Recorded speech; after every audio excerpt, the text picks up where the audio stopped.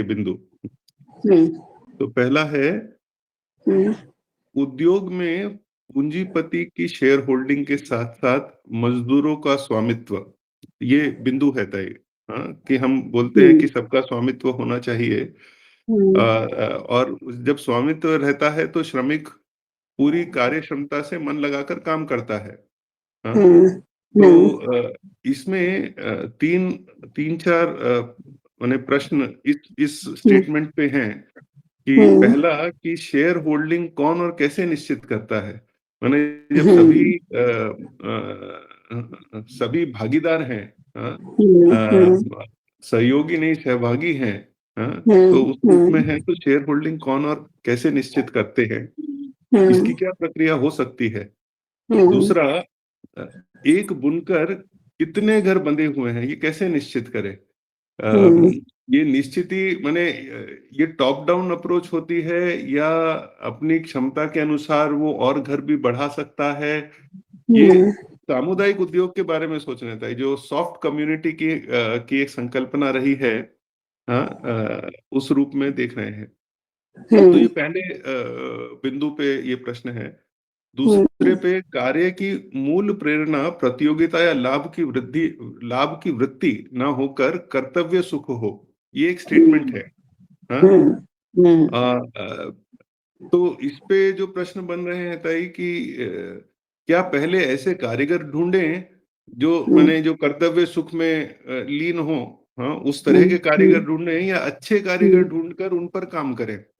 मैंने ऐसे ये स्टेटमेंट तो ठीक है, अच्छा है, ये हमारी लक्ष्य भी होना चाहिए हमारा, लेकिन ऐसे कारीगर तो बनाने पड़ेंगे। आज के समय में मिलने मुश्किल हैं। तो ऐसे कारीगर पहले ढूंढने हैं या मैंने अच्छे कारीगर ढूंढ के ऐसी मानसिकता बनानी है या ऐसे मानसिकता वाले कारीगर ही ढूंढने हैं, ऐसा प्रश्न। और ये तो एक मूलभूत बदलाव है। माने हम जो ये काम करेंगे, ये इसका विकास कैसे, माने एक तो हम जैसे व्यास विद्यापीठ जैसा एक संकल्पना है। माने अब तो हम एक उद्योग की बात कर रहे हैं। हाँ, तो ये माने इसका विकास कैसे हो, और जब ये माने कर्तव्य सुख से होकर, माने आज क्या देखते हैं हम कि प्रतियोगिता है। माने अगर आज की गुणवत्ता नहीं है, हाँ, जो कस्टमर सेटिस्फेक्शन है वो नहीं है, तो आप तो बिजनेस से बाहर हो जाते हैं।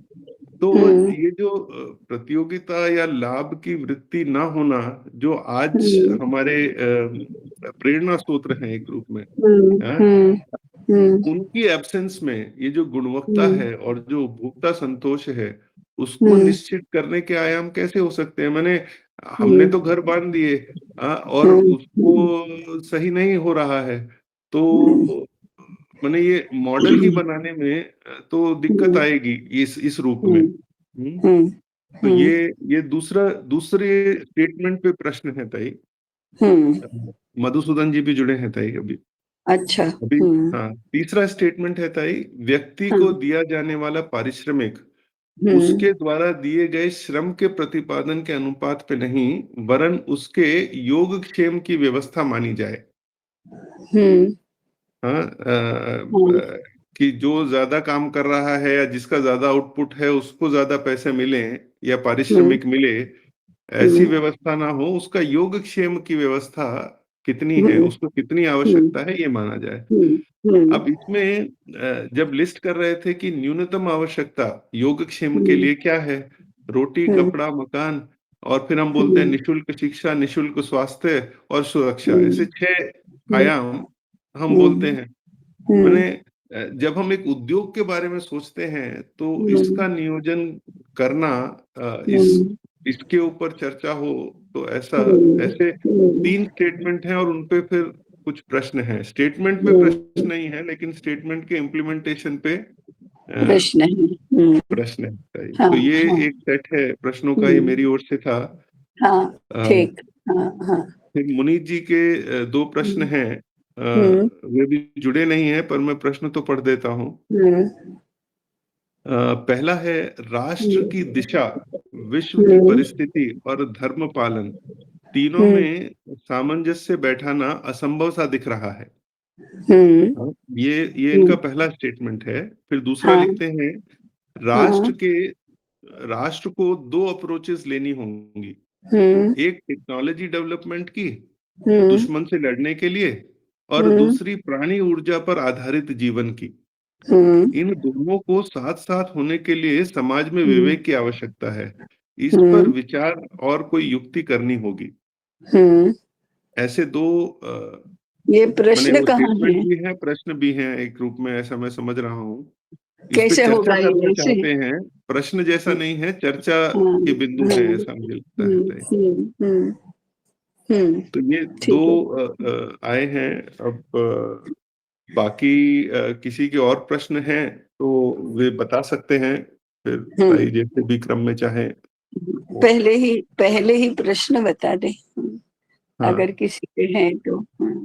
हाँ, श्रीनिवास जी, आप बताएं। हाँ, नमस्ते ताई। हाँ तो जी। एक तो मुनीत जी का जो प्रश्न है उससे जुड़ा हुआ है। जैसे हम्म आज हमने देखा कि हम्म पाकिस्तान से युद्ध तो हुआ, तो हम्म इसके लिए तो हमको आज का तकनीकी आजकल का जो अ, अ, अ, विश्व का परिस्थिति है, हाँ ऐसा हमारा युद्ध के लिए शस्त्रास्त्र तो चाहिए। तो हम्म इसके लिए आधुनिक विद्या, आधुनिक हम्म तंत्रज्ञान, ये सब तो हमको हम्म करना ही पड़ेगा। हम्म। तो इसके लिए हमारा समग्र शिक्षा में एक ऐसा बैठना चाहिए, इसका एक है। हाँ ठीक है। दूसरा, हाँ, दूसरा है थोड़ा अलग है। हम्म हम मेरा एक प्रॉब्लम में सभी मैं देखता हूँ कर्तव्य प्रज्ञा जो हमारा, हम इतना लोग हैं, जब तक हम एक किसी काम के लिए हम कोई निर्वहन नहीं करता, कोई नहीं काम करते, ये कर्तव्य प्रज्ञा हमारा सभी लोगों में एक ओतप्रोत जुट गया है। इसको निकालने के लिए हम क्या कर सकते हैं? हम्म वो शिक्षक के लिए, शिक्षक लोगों में ही ये कर्तव्य प्रज्ञा नहीं है, तो समाज में हम कैसा हम्म उसको हम्म फिर से हम्म उसको जागृत कैसे कर सकते हम्म हैं? हम्म ये तो अनवस्था, एक अन्योन्याश्रय दोष है। हाँ जब तक हम वो अगले जनरेशन को आने के लिए, तो इस जनरेशन में वो आना चाहिए। तो हम्म। इसको कैसे हम शुरू करें? बहुत लोगों में नहीं है आजकल। हाँ ठीक है। बस। हाँ, और किसी के हैं क्या?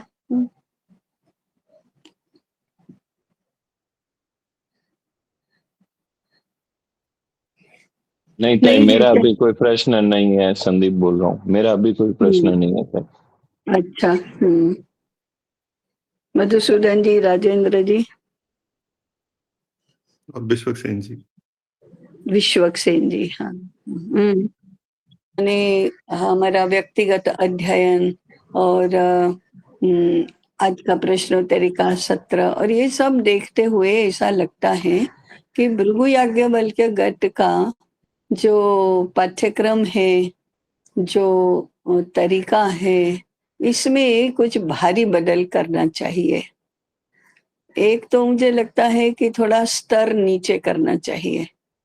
हाई बार रखना चाहते हैं, होना भी चाहिए, परंतु अभी इतना हाई बार रखने से नहीं चलेगा। दूसरा, हमारी व्यस्तताएं बहुत भारी पड़ रही है इन सब के ऊपर। मैंने जो हमारा अध्ययन चल रहा है उसके ऊपर हमारी व्यस्तताएं भारी पड़ रही है। उन व्यस्तताओं के कारण से हमारी प्राथमिकताएं थोड़ी बदल जाती हैं, क्योंकि तत्काल सामने दिखने वाले काम हमको पहले ही करने पड़ते हैं। उनके बिना चलता नहीं, वो किए बिना तो। इसलिए वो प्राथमिकता में ऊपर ही जाता है। अध्ययन इतना एब्स्ट्रैक्ट है, माने उसका मूर्त रूप है नहीं, इसलिए वो पीछे रहेगा, इसमें तो कोई आश्चर्य नहीं है। और तीसरा एलिमेंट मुझे थोड़ा कैजुअलनेस का लगता है। हम रिस्पॉन्सिबल, मैं रिस्पॉन्सिबल माने कोई भी एक व्यवस्था, कोई भी एक योजना, कोई भी एक अपेक्षा, इसको हमें क्या करना चाहिए? प्रतिसाद देना ही चाहिए। वो ही एलिमेंट तो इसमें से गायब ही है कि हाँ, हम बाध्यता है हमारी इसको प्रतिसाद देने की, और नहीं दिया तो क्या हो गया उसमें? इसको कैजुअलनेस कहते हैं। तो मैं मानती हूँ कि ये ग्रेव एंड सीरियस प्रश्न है। इसका क्या करना, वो हम चर्चा का विषय नहीं बनाएंगे इसको, लेकिन इसके ऊपर हमको चिंतन मंथन तो करना चाहिए और इसकी कोई पुनर्रचना भी करनी चाहिए। ये क्या है, एक्टिवनेस जो है, बौद्धिक दृष्टि से हो, इन्वॉल्वमेंट की दृष्टि से हो या किसी भी प्रकार से हो, एक्टिवनेस जो है वो 8 लोगों की मिलाकर जितनी होती है उतनी मेरी होती है। तो ये तो अध्ययन करने वालों को इससे कोई लाभ नहीं होता। मुझे बहुत लाभ होता है क्योंकि मेरा तो उसमें अध्ययन चलता ही है, इसलिए वो लाभ मुझे मिलता है, और मुझे जो लाभ मिलता है इसके लिए भी मुझे आपके आभारी तो बनना चाहिए, और वो तो मैं हूँ। परंतु आपको कोई लाभ इससे होता नहीं है, इसलिए आपका जो भी सुझाव होगा वैसे हम इसको चलाएंगे। सर्वथा लोकतांत्रिक पद्धति से तो ये अध्ययन नहीं चल सकता, और सर्वथा वॉलंटरीली कंपलसरी में से कंपलसरी एलिमेंट निरस्त ही हो जाए, उस पद्धति से भी नहीं चल सकता। तो अब आपके ऊपर निर्भर करता है कि हमारा अध्ययन कैसे चलेगा। वो सर्वथा आपके ऊपर निर्भर करता है। अभी कुछ सुझाव हैं आपके तो बताइए, क्योंकि हमको तृतीया से जो शुरू होगा उसमें फिर से इस बात के लिए हमारे पास समय नहीं रहेगा, प्रावधान नहीं रहेगा, इसलिए अभी कुछ बताना चाहते हैं, बता सकते हैं तो बताइए। वे हैं जो मूल काम है वो तो सेकेंडरी हो जाता है सारी इस आपदा प्रबंधन में, सामने जो दिखा उसको करने के चक्कर में ये चिंतन को प्रश्नों में या अपना स्तर बढ़ाने में कैसे होना चाहिए तय इस पे करते हैं तय। तो अभी आपने जो कहा वो अनुभव में तो आ रहा है कि हाँ, त्रुटिपूर्ण तो है व्यवहार।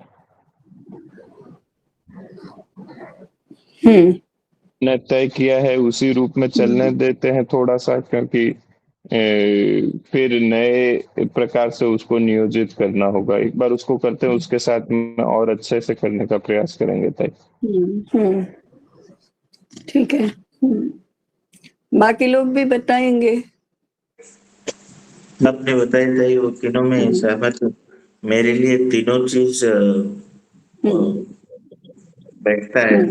ये मेरा प्राथमिकता नहीं हो पा रहा है, नियोजन जो करना है, और अध्ययन नहीं हो रहा है, इसलिए चिंतन मनन ये सब भी नहीं बंद हो रहा है।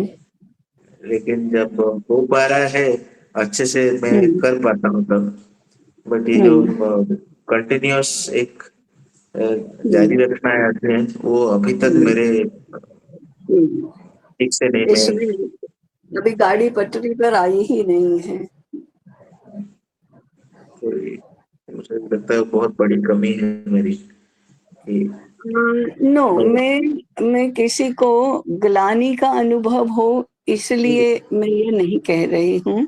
हम लोगों को मिलकर ये हमारा गत है, ये हमारा अध्ययन का स्वरूप है। इस स्वरूप को बनाए रखने के लिए इतनी हम लोगों से अपेक्षा है। ये मेरी अपेक्षा नहीं है, ये हमारे अध्ययन के गत की अपेक्षा है। तो गत के स्वरूप के बारे में ही हमें पुनर्विचार करना चाहिए, यदि हमारी ये सारी बातें अपरिहार्य हैं तो। माने हम ऐसी स्थिति में हैं कि हम जिस कार्यक्षेत्र में है वहाँ कुछ बदल कर ही नहीं सकते, वहाँ कम अधिक कुछ कर ही नहीं सकते हैं, उन व्यस्तताओं को एक तरफ कर ही नहीं सकते हैं। तो फिर हमने गत के अध्ययन के स्वरूप को ही बदलना होगा। मैं पूर्ण रूप से सभी के साथ 100% सहानुभूति से ही बात कर रही हूँ। इसलिए ऐसा ये उलाहना या उपालंब या जिसको ये कहते हैं, ऐसा मत मानिए, ग्रीवेंसेस ऐसा मत मानिए। हम लोग इसमें से मार्ग निकालने के लिए कह रहे हैं।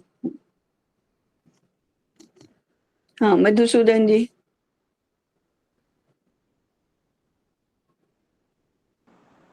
ये तय मैं भी सहमत हूँ इन तीनों बिंदुओं पर। अभी चिंतन और अध्ययन इस संबंध में नहीं हुआ है। प्राथमिकता भी नहीं है अभी, इसके कारण नहीं हुआ है। मूल कारण यही है कि वो प्राथमिकता में नहीं है। अगर प्राथमिकता में होता तो शेष काम हो रहे हैं। राजेंद्र जी। प्राथमिकता, व्यस्तता, इन सबको लेकर भृगु याज्ञवल्क्य गट का अध्ययन कैसे चले,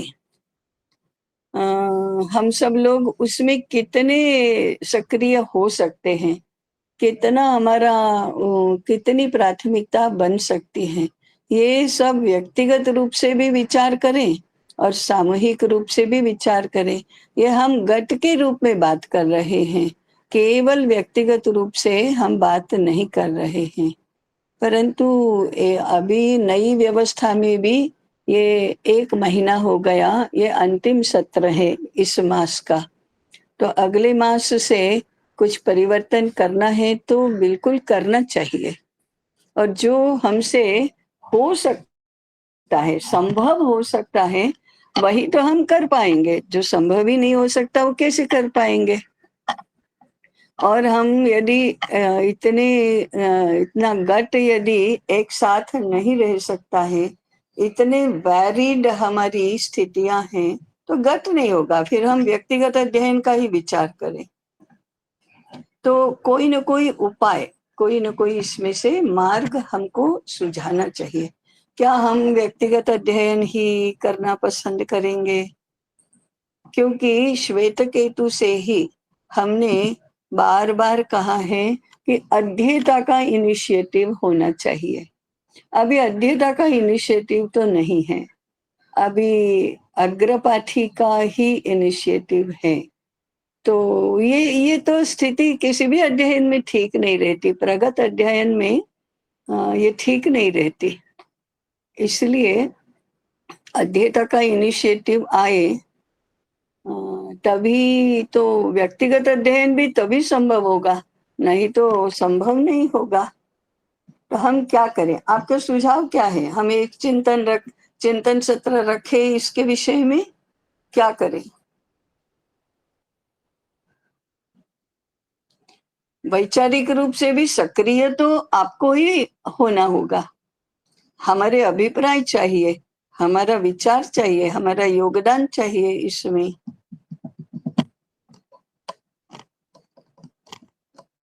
निरंतर करना, ठीक है। बाकी लोग बोलो, सबको बोलना है भाई। भाई मुझे लगता है कि चिंतन सत्र, चिंतन सत्र से कोई बहुत लाभ नहीं होगा, क्योंकि ये योजना तो हमको व्यक्तिगत रूप से बनानी है, और चिंतन में जो व्यक्तिगत बाध्यताएं हैं वो तो नहीं आएंगी। तो जब तक हम अपनी ही योजना नहीं बनाएंगे तब तक तो नहीं होने वाला है। ये चिंतन तो जेनेरिक ही हो जाएगा, ये तो इम्प्लीमेंटेशन का काम है। मैंने इसमें तो किसी को दो मत नहीं है कि अध्ययन करना है तो उस लेवल का चिंतन तो नहीं होना है। ये तो इम्प्लीमेंट, मैंने अपने उसी का दिनचर्या में कैसे अध्ययन को लाना है, यही बात है बस। तो उसके लिए मुझे लगता है चिंतन सत्र से ज्यादा अपनी योजना क्या बनी है, और उसका आकलन एक रूप में होता रहे थोड़े थोड़े दिनों में, वैसा स्वरूप शायद हो सकता है तय। नहीं, माने मेरा चिंतन माने ये गट कैसे चलेगा? गट के रूप में चलेगा तो फिर गट में कोई न कोई एक सामंजस्य या समानता होनी चाहिए। अपवाद हो सकते हैं कि आज की अनुपस्थिति का, 1 सप्ताह भर की अनुपस्थिति का या अभी हमारी कार्य की व्यस्तता इतनी बढ़ गई कि ये हमने सप्ताह भर इसके पीछे ध्यान ही नहीं दे पाए। वो एक अलग बात है, वो इंसिडेंटल होता है। परंतु कुल मिलाकर हमारी निरंतर व्यस्तता ही इतनी है कि हम उसमें से नहीं ये कर सकते। तो फिर गट के रूप में इस गट को कैसे चलाना? उसके उस रूप में मैं कह रही हूँ कि जैसी जिसकी प्राथमिकता, जैसी जिसकी समय की अनुकूलता, जैसी जिसकी आवश्यकता, जैसी जिसकी संभावना, उसके अनुसार क्या ये व्यक्तिगत अध्ययन का ही विषय बना दे? क्योंकि व्यक्तिगत अध्ययन की हमारी स्थिति ऐसी ही है।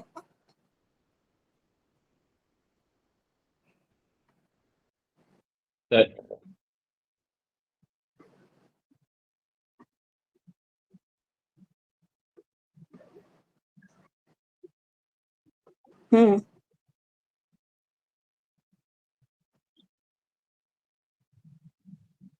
हाँ, हुँ, हुँ, सही।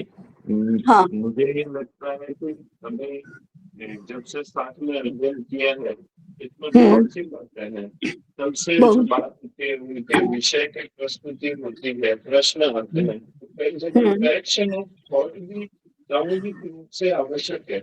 और दूसरे हुँ, जो हमारे मिसिंग नोट्स है, चेंजिंग हुँ, से कनेक्ट होता है टाइप। सामूहिक अध्ययन तो होना चाहिए, उसमें हम लोगों ने अभी जो विषय प्रस्तुति की है, तो उसके माध्यम से विषय हुँ, रखने के लिए, उसकी पूर्व तैयारी के लिए और हुँ, अपना जो अध्ययन का जो सोच जिससे हमने विषय का चयन किया है, वही हुँ, पद्धति हमारे में आए किसी एक विषय को हुँ, पकड़ के। तो बाकी हुँ, लोगों का कैसे चल रहा है, वो लोग कैसे प्रगति कर रहे हैं या कहाँ छूट रहा है, तो उससे हुँ, हमारे हुँ।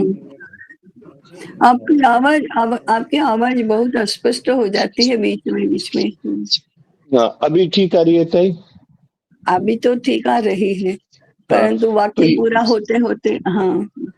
हाँ, तो ये हम सामूहिक अध्ययन करने से एक विद्यापीठ का अध्येता होने के नाते जो समग्रता आती है, वो हुँ, ठीक है। इसलिए अभी का जो स्वरूप है उसको व्यवस्थित किए जाना है, ताकि उसके बजाय ये ठीक नहीं है कि हम पूरी नई व्यवस्था को करें या एकदम व्यक्तिगत कर लें, क्योंकि हम हुँ, आठों मिलकर के एक दिशा में सोचें, हुँ, ये भी आवश्यक है। इसलिए हमारा नियमित रूप से साथ बैठना भी उतना ही आवश्यक है, और हमारी 100% तक उपस्थिति रहती ही है इस गट में। कभी-कभी 1 या 2 नहीं आ पाए, वो छोड़ दें तो ये व्यक्तिगत पे पूर्णतः नहीं जाना चाहिए, व्यक्तिगत साथ-साथ इसके हमारे को बढ़ाना चाहिए।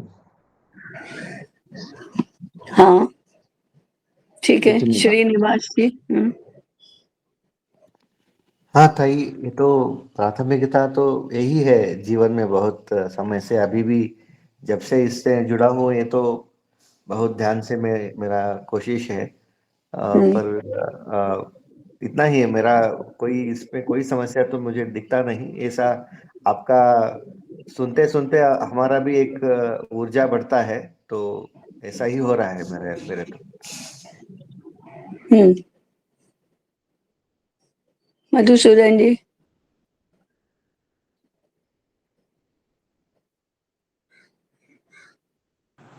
ताई मैं भी ऐसा सोचता हूँ, व्यक्तिगत अध्ययन के लिए चिंतन तो करना आवश्यक है। अभी उसकी हुँ, ओर नहीं है, चिंतन हुआ नहीं है कि हमें व्यक्तिगत अध्ययन कैसा करना है। लेकिन इसका स्वरूप तो सामूहिक अध्ययन तो होना चाहिए, गट हुँ, से अध्ययन होना चाहिए, लेकिन व्यक्तिगत अध्ययन के लिए भी समय निकालकर उसका नियोजन होना आवश्यक है। नहीं तो फिर केवल हुँ, ये सुनने जितना ही रह जाएगा। हुँ, अच्छा लगेगा हुँ, बहुत सारी बातें, हुँ, और उसमें से कोई अनुप्रश्न आएगा तो हो जाएगा, लेकिन जो चिंतन होना चाहिए व्यक्तिगत अध्ययन के लिए वो नहीं होगा। तो वो भी ज़रूरी है और इसकी भी आवश्यकता तो है ही सामूहिकता की। तो उसमें से ही कुछ हम निकल कर ऐसा कुछ कर सकते हैं।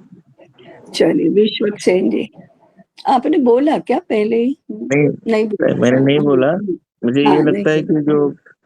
अभी मेरे लिए जो मुश्किलें हैं, इसलिए उसको छोटा-छोटा करके मैं देखूँ। अब जैसे 40 घंटा का अध्ययन का जो व्यवस्था करना है वो कर सकता हूँ।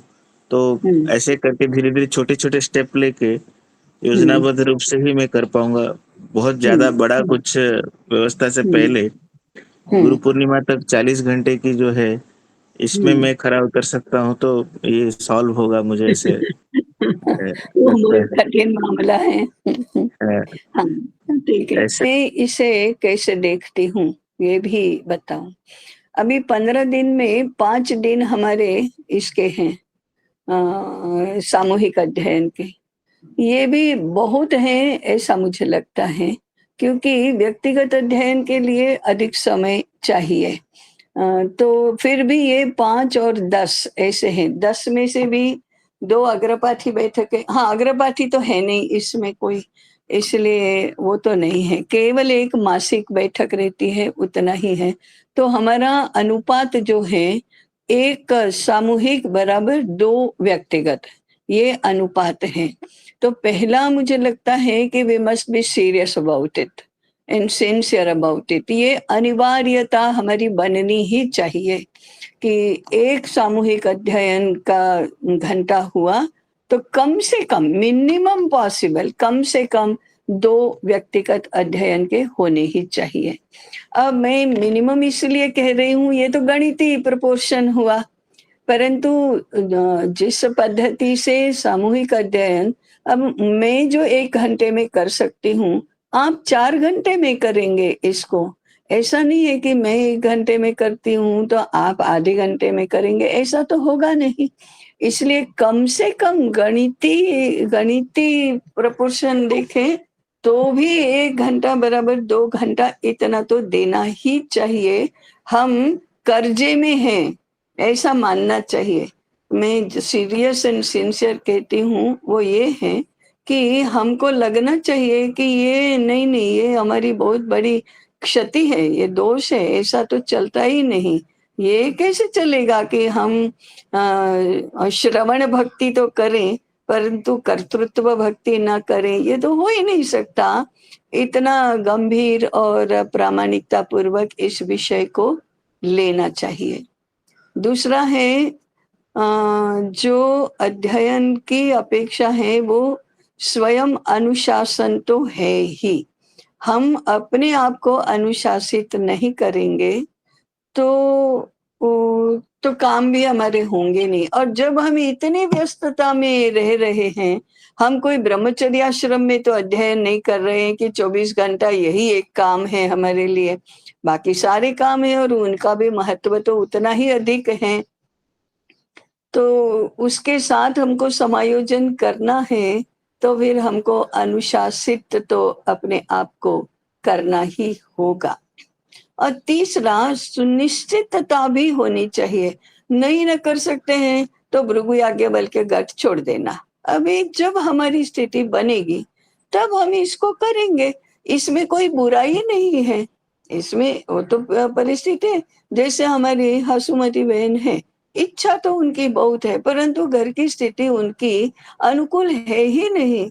तो भारी मन से तो भारी मन से, लेकिन उन्होंने अध्ययन स्थगित कर दिया कि मैं ऐसे तो नहीं कर सकती, क्योंकि अग्रपाठी अपेक्षा भी करते हैं, आचार्य और प्रमुख अपेक्षा भी करते हैं, स्वयं को भी लगता है कि हाँ करना चाहिए, तो भी हो ही नहीं रहा है। जैसे प्रीति जी ने अध्ययन स्थगित कर ही दिया, क्योंकि वो अनुकूलता बना ही नहीं पा रही हैं और प्राथमिकता में इसको ला ही नहीं रही है। तो ठीक है, स्थगित भले भारी मन से, इसका अर्थ ये नहीं है कि अध्ययन हमको अच्छा नहीं लगता है। तो ये दूसरा मुद्दा है कि हमें इस पर विचार करना चाहिए। तीसरा, ये अध्ययन हम केवल लाभार्थी बनकर नहीं कर सकते, केवल स्वांतः सुखाय नहीं कर सकते। ये पुनरुत्थान के कॉज के साथ समरस होने के लिए ही होता है और होना चाहिए। इस दृष्टि से हमारी प्राथमिकताएं तय होनी चाहिए।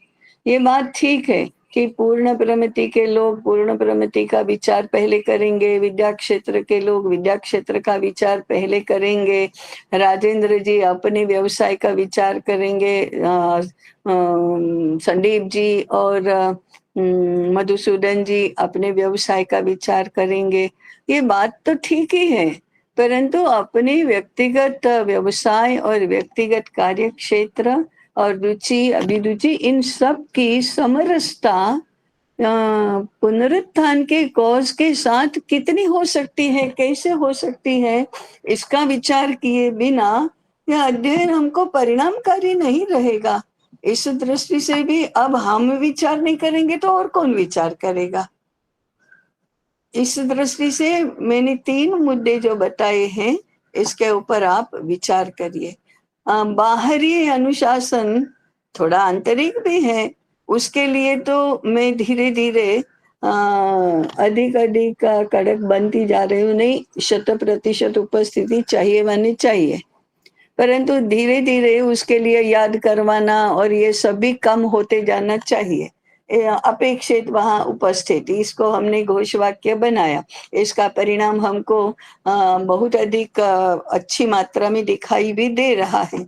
आगे तृतीया से अब फोन करना ये भी नहीं रहेगा और ब्रह्मनाद के बाद जुड़ना नहीं, कल्याण मंत्र होने से पहले सत्र छोड़ना नहीं।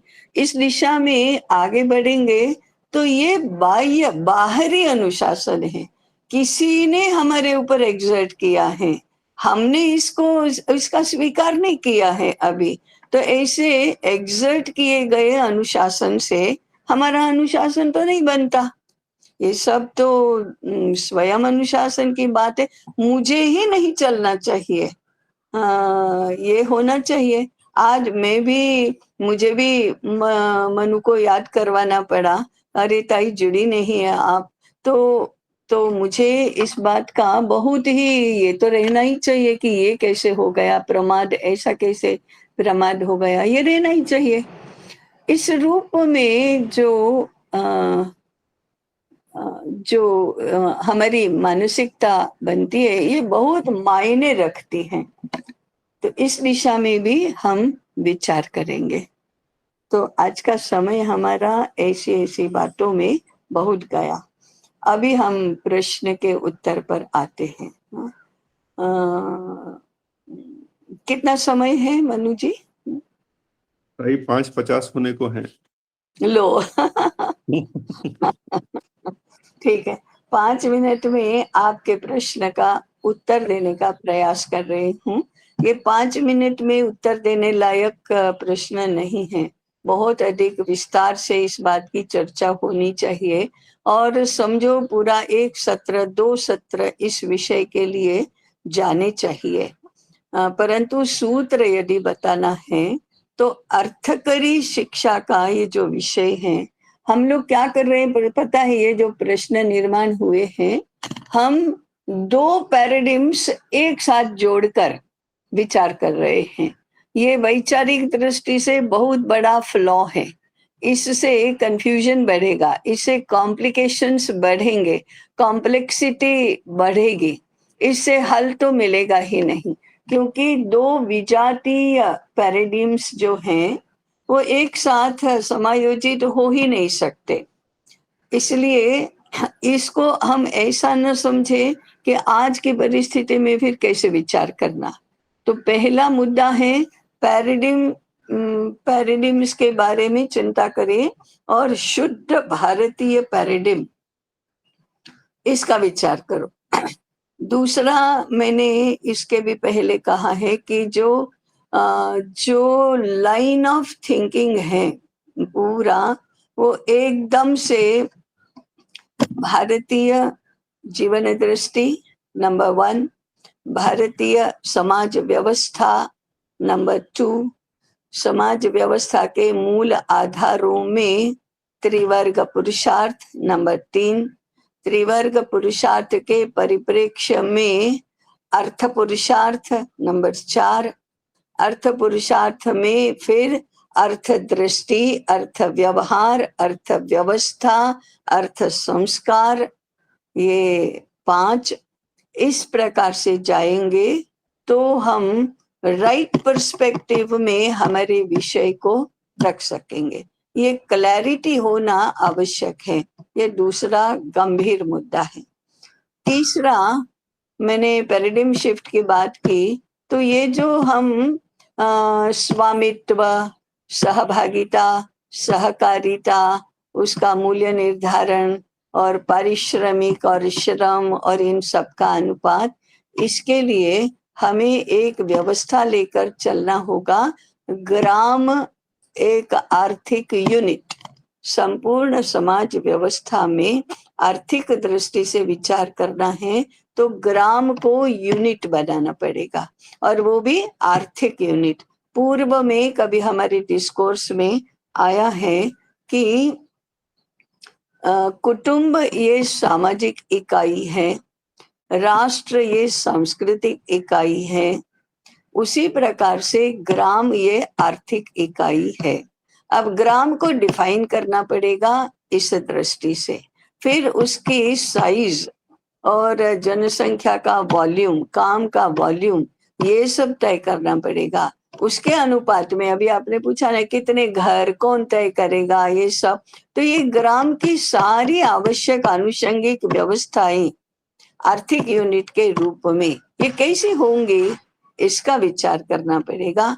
उसके बाद ये कपड़ा उद्योग और बाकी सारे उद्योग, इन सब का एक दूसरे के साथ संबंध, ये तो मेरा मूल ये उत्तर का मूल भाग ये है कि हमें इसको पूर्ण रूप से समग्रता में भारतीय पद्धति से सभी आयामों का संदर्भ लेकर हमारा प्लेसमेंट करना पड़ेगा। हमारे कपड़ा उद्योग का हो या अन्य उद्योगों का हो, ये प्लेसमेंट ठीक करना होगा।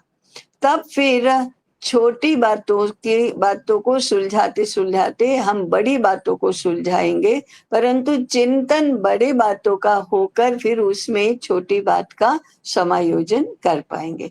ये मैंने अत्यंत संक्षेप में, नटशेल में उत्तर देने का प्रयास किया है, परंतु मैंने कहा उस प्रकार से ये अर्थकरी शिक्षा और हमारे उद्योगों का उद्योग तंत्र, उत्पादन तंत्र, इसका विचार करना होगा। जो दूसरे जो बताए ना टेक्नोलॉजी और ये मुनीत जी के प्रश्न, इसके उत्तर भी ऐसे लंबे चौड़े ही होंगे, इसलिए आज तो हम उनको एड्रेस नहीं कर सकते। परंतु श्रीनिवास जी और मुनीत जी दोनों के प्रश्न जो है वो फंडामेंटल है, परंतु साथ साथ में तत्व और व्यवहार के सामंजस्य के भी है। तत्व और व्यवहार के सामंजस्य में विवेक करना उसके भी है। मैं मोह नहीं रोक सकती कि महाभारत काल में या रामायण काल में या वेद काल में भी जृंबकास्त्र, अग्न्यास्त्र, वायवास्त्र, वरुणास्त्र, पाशुपतास्त्र, ये सारे थे ही। ये क्या होते होंगे बताओ? उसके पीछे जो माने ब्रह्मास्त्र तो ऐसा है कि जिसका नियंत्रण नहीं रहा, तो आज की तरह ही एटॉमिक एनर्जी, एटॉमिक अण्वास्त्र जो हैं उनका नियंत्रण नहीं रहा तो सारी दुनिया को नष्ट कर देंगे वे। तो उसी प्रकार से ब्रह्मास्त्र पर नियंत्रण नहीं रहा तो वो भी तो समष्टि को, सृष्टि को नष्ट कर देगा। तो यही था कि नहीं ये, और तो भी वो भी होते थे, लेकिन रोज रोज चूल्हा जलाने के लिए अण्वास्त्र का प्रयोग नहीं होता, या रोज का भोजन या हमारा दैनंदिन जीवन में उसका उपयोग नहीं होता। उत्पादन, दैनंदिन उपयोग की वस्तुओं का उत्पादन करने के लिए उनका उपयोग नहीं होता। आज सबसे बड़ा जो विषय है वह विवेक नहीं रहा है, और विवेक के लिए जो बुद्धि विकास होना चाहिए वह हमारे शिक्षा क्रम में नहीं है। तो जो समग्र विकास में पहले हमारे सर्व पंचकोश के सामर्थ्य का विकास करना, ये न करते हुए सामर्थ्य के एप्लीकेशन का जो क्षेत्र है उसके प्रश्नों को हम सुलझाने का प्रयास करते हैं, ये है। तो शिक्षा पद्धति में ये कैसे रिफ्लेक्ट होगा इसका विचार करना है हमको। तो अभी तो समय समाप्त हो गया, यही पूरा करना पड़ेगा। आज का सत्र जरा हम सबको उलझाने वाला हुआ। इसमें मेरा कितना योगदान होगा मुझे पता नहीं है। जितना भी मेरा योगदान होगा उसके लिए मैं सबसे क्षमा प्रार्थी हूँ। यहीं पर हम समाप्त करते हैं।